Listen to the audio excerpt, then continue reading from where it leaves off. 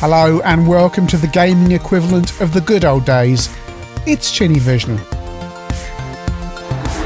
In the 1980s you couldn't move for ninjas. Go to the supermarket, you bump into a ninja. Go to the cinema, you bump into a ninja. Go to a swimming pool, you bump into a ninja. And the computer games were of course full of ninjas. They seemed to be everywhere. I joke of course, but there was a plethora of ninja games and ninja movies as well if you come to think about it. Ninja Massacre was a 1989 arcade game by Codemasters, costing $2.99. The price point is actually mentioned in a couple of the reviews. This seems to be a slight departure for Codemasters, although I think they've done some $2.99 games before. We're starting off on the originating system, the Sinclair Spectrum. The game's by Tag Computer Games, who essentially were Adam Waring, a name you'll recognise as being the technical editor of Amstrad Action and Spectech from your Sinclair. We start off on the Spectrum and it starts off with a screen that shows you the baddies and some of the bonuses you can get. And there is a two-player option available. We're going to define the keys for player one. I'm going to define it to Sinclair because that's the only way you can do that. So here we go, level 1. And some really funky music starts. And I think this is the music from possibly BMX Simulator. It's a David Whittaker tune that Codemasters seem to have had hanging around that's been reused for Ninja Massacre. And yeah, you're already thinking it's Gauntlet. It's a budget Gauntlet clone, which is no bad thing really. I'm off to level 2. Loads and loads of baddies on each level. There's various power-ups and things that you saw on that initial screen. Collect the keys to open the doors and collect the bonuses and shoot the baddies and find your way out to the next level. There's 50 levels in all and there are passwords every 5th level. You have strength, which is shown on the screen on the left hand side of the screen there, and it also shows you I've got 1 key at the moment, and when that strength reaches 0, that's it, it's game over. There's only effectively 1 life, so if you get stuck in certain situations you end up watching your health just drop down and down and down until you die. You know, watch the baddies on the edge of the screen, because there's one weird thing with the game where if baddies are chasing you and they go off the screen, the baddies that aren't on the screen anymore don't suddenly come onto the screen. Just keep. I'll try and find an example of this. It's difficult to explain. That should be the portal to level 2. There we go. Level 3. Sorry, off level 3, and this one's full of sand that you have to blast your way through. This AY tune is really, really nice, although as I say it's reused. You do have beeper effects as well. Got 1 key left from the previous level. Those scrolls there give you magic that blast all the enemies on the screen at one time. The rest of those things are bonuses, except the bottom left, which is a portal to level 4. So off we go to level 4.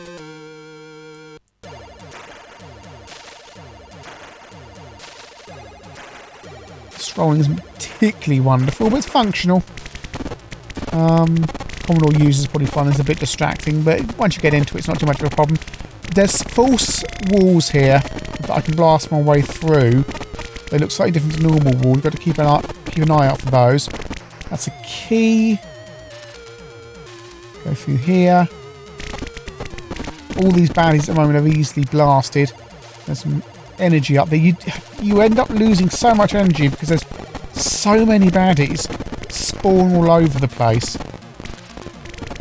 Move this onto a later level and your strength does get drained so fast, as I say. Go down here.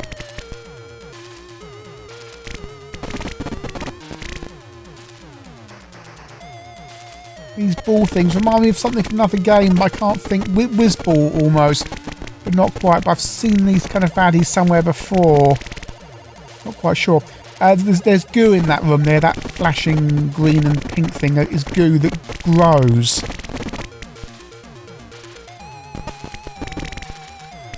Use the code to get to level 35, and this is a maze with goo in the middle. You can blast your way out of and find your way, so it's a little bit of patience. There's only 1 baddie on this level that we'll see.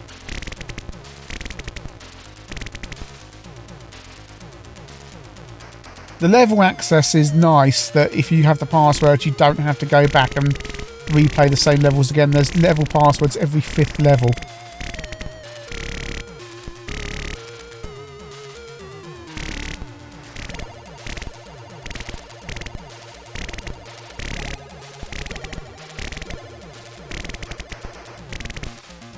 So I remember I said there was only one baddie on this level.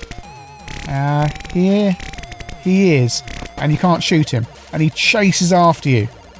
Problem is, if he goes off the screen, and I need to get him out of the way, he stops chasing you, so you have to double back on myself to get him. Oh, no, there you go. Right, follow me, mate. Right, I've got to get him into a position. He's blocking my way forward. So if I trick him into one of these loops here, I can go round. There you go. And he's trapped, and now I can get down, because he's blocking the level exit, and I can't shoot him. So he follows you. But if you get him trapped up there, you can get down and exit to level 36.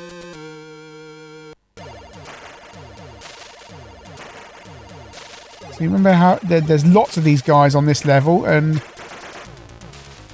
it looks like what I have to do is run through here and get that key, and then run through there. And if you don't do this, and no, I've failed.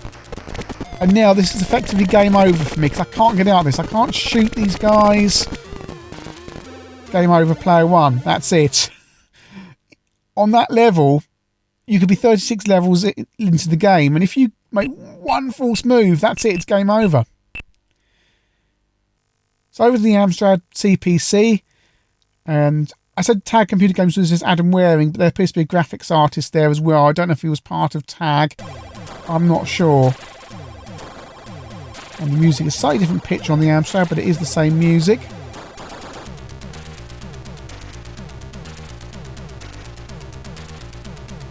Same menu options, 1 player, 2 player, and the 2 player is cooperative gameplay, and we'll show that in a bit.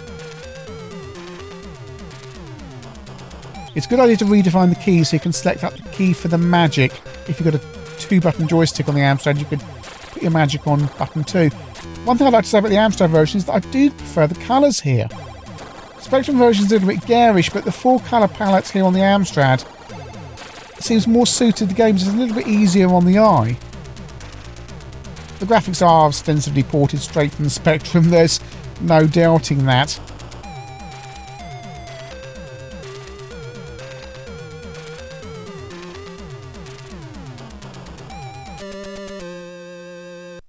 And again on level 2, yes, the palette's a little bit garish with this green. I just find it slightly better on the eye. So now we know where we're going. We can go straight down to the level exit.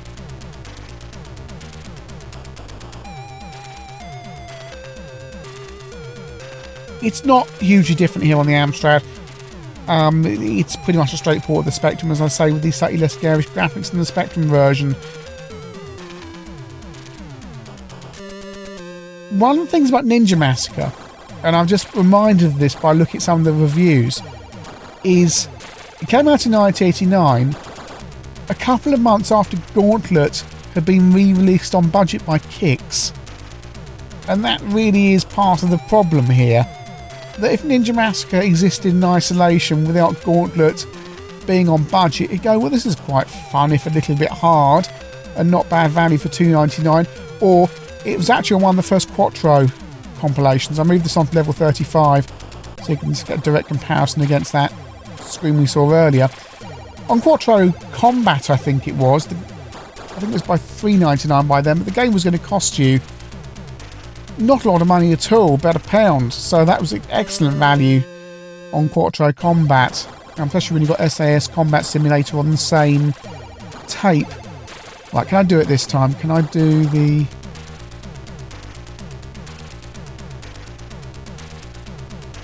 Rush?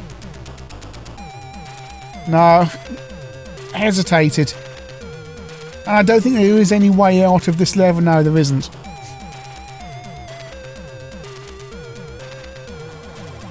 I'm back. I'm just look at level 30 here. Just using the level passwords. The passwords are things like beer and hull and other 4-letter words like that. So easy to remember even after all these years. Essentially, this is Gauntlet, really, isn't it? It's a $2.99 clone of Gauntlet. It's very playable, and you do get the two-player cooperative mode, which I'm showing now. And okay, you're both going to be restricted to the same screen zone, so one of you can't go wandering off. It's not split screen or anything like that. But I always think a cooperative gameplay mode is essential for a Gauntlet clone, and yeah, we've got it here.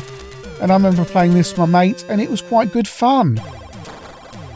And with two players, you double up your firepower, and you can actually get much, much further into the game.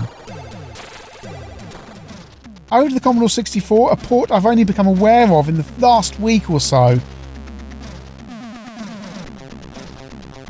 So this is original concept by Tag Computer Games. And this has been converted by a guy called John Ferrari. Looks like we've still got the two-player mode, just to get the redefined keys screen here. Having a few problems with this version. I'm playing off my 1541 Ultimate, having to play it off keyboard. Don't know why.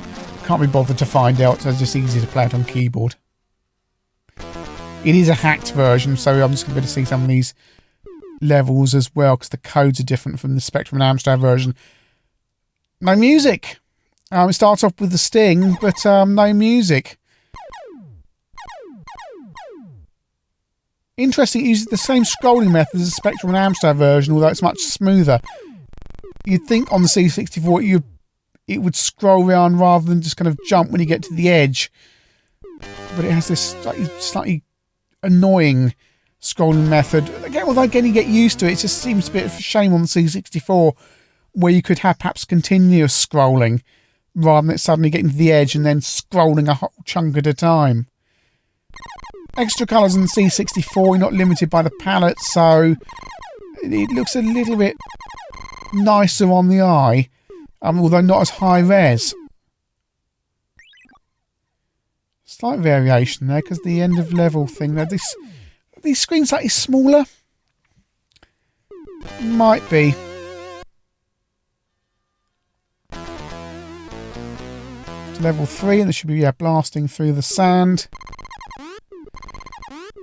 I find it's really odd that there's no music. Okay, Codemasters have repurposed a tune for the Spectrum and Amstrad versions. But on the C64, no music at all.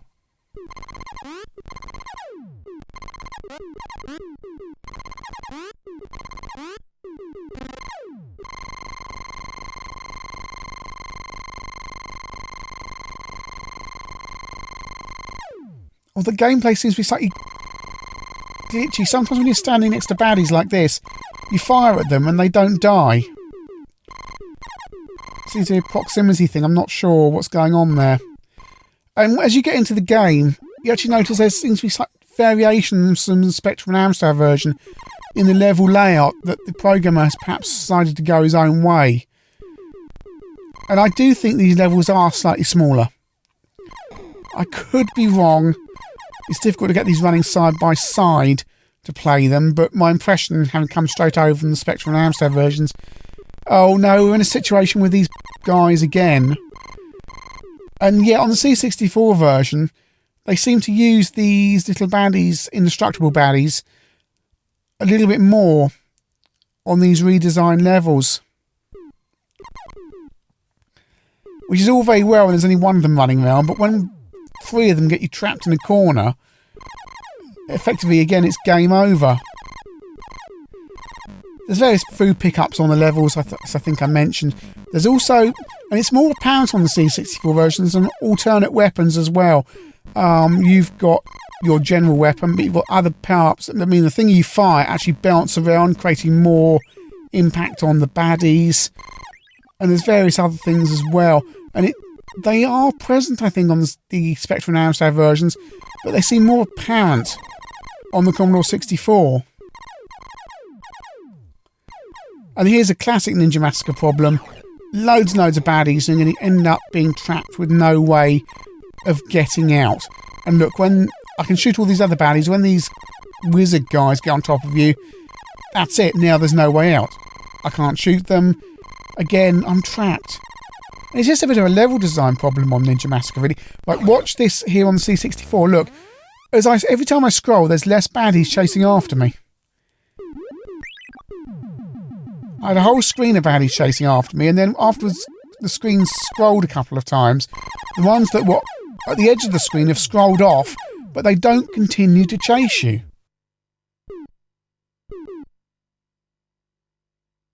And there you go, they've been paused all the time that they've been off the screen. And this is the problem with all 3 versions. Ninja Massacre is a budget Gauntlet clone. And on its own, it would have been a fairly good idea. Its problem, and I guess, okay, this doesn't matter today, but I think it's relevant, is that Gauntlet, a couple of months before, had come out on budget on the Kicks label anyway, so you could have just gone and bought Gauntlet for $2.99 instead of Ninja Massacre. That said, if you did end up with Ninja Massacre, it's not a terrible game. It's one of those games where, again, I say this so often, a little bit more polish and level design in there, and it could be on its way to being something special. The problem is, it needs that gameplay, it needs a little bit more testing. And there are situations that in the game that can end up being incredibly frustrating. There's not a lot between the original Spectrum version and the Amstrad CPC version. Perhaps the Amstrad version is a little bit easier on the eye, but gameplay-wise, the 2 games seem to be absolutely identical. The Commodore 64 version is a port by somebody else other than Adam Waring. It seems to vary a bit from the Spectrum version. If you've never played the Spectrum version, you're not really going to have any problem with it at all. You're not going to miss some of those level layouts or anything like that. It seems to be a pretty good version of the game as long as you can accept there are a few changes. The problems with Ninja Massacre are common to all 3 versions. That you can end up being trapped in corners by baddies who you can't shoot. You can end up having your game ended at certain points after playing it for quite a long time just because of little level design issues that mean if you don't know your way around the level, you can end up being trapped or things just going wrong, and that can be a little bit frustrating.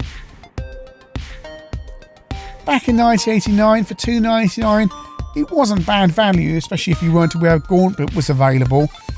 Today, is Ninja Massacre visiting? Well, on the Spectrum and Amstrad, it's got a fairly nice tune and quite a nice rhythm and feeling to the gameplay, but ultimately, it really isn't anything special.